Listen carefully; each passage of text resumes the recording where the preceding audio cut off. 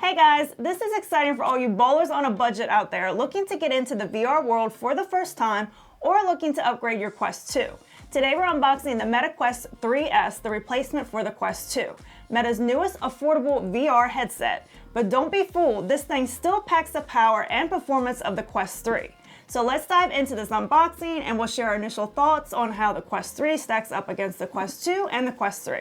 All right, so let's get this unboxed. Okay, so we got two storage options. You got 128 gig for $299. You have a 256 for $399. And then, this is also going to come with the Batman Arkham Shadow, which comes out October 22nd. Which is like $50. So yeah, and it's a highly anticipated title.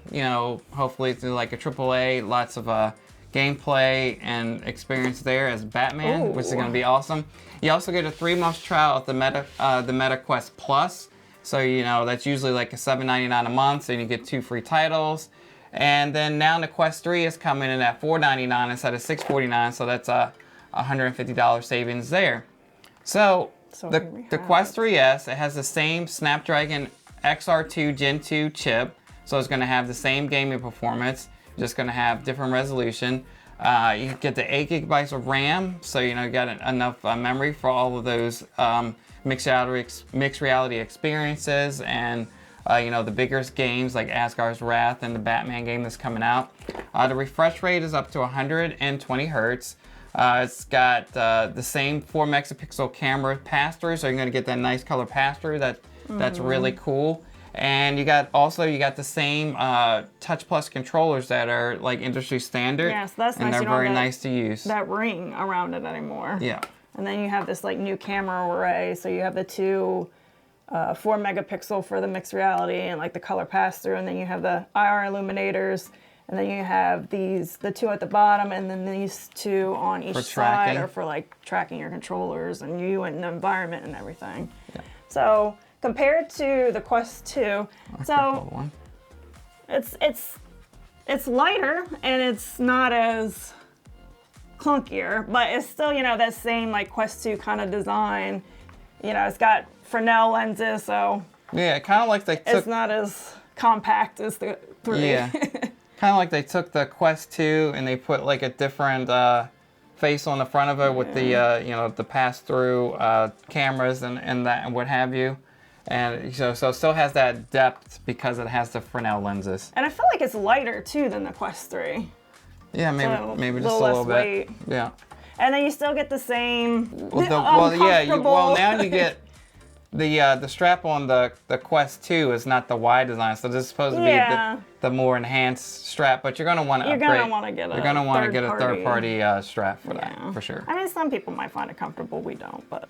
All right, and as Damien mentioned, we have the same Touch Plus controllers in the box that you get with the Quest 3. You also get in the box is a glass spacer, so if you wear glasses, you can put that on. And then you also have your USB-C to USB-C charging cable, and you also have a power brick, which is nice. They still include a power brick because these days they're not always including the power brick, so you got that as well.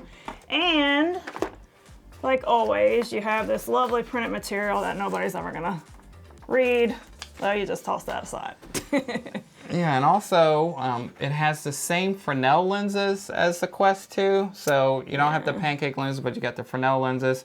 So with that, it's not gonna have, the sweet spot's not gonna be like the pancake lenses where it's edge to edge. So depending on you, it may be harder to find that.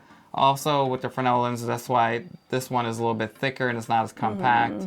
The image quality, it's not going to be as good. You're probably going to get some of those light rays. Yeah. It's going to be a little bit blurrier, but it's still going to be good.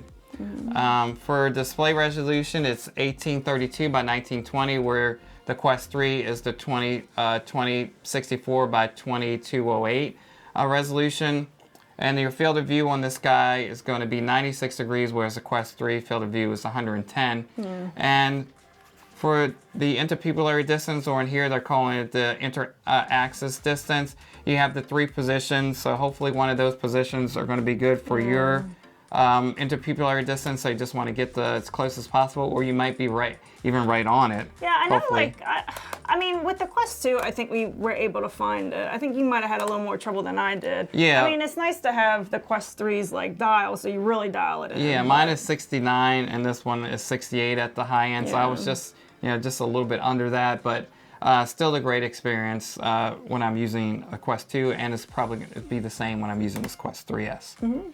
Now, also with the Quest 3S, it's the smaller battery, so it's 4,324 milliamp hours versus the Quest 3's battery, which is 5,060 milliamp hours.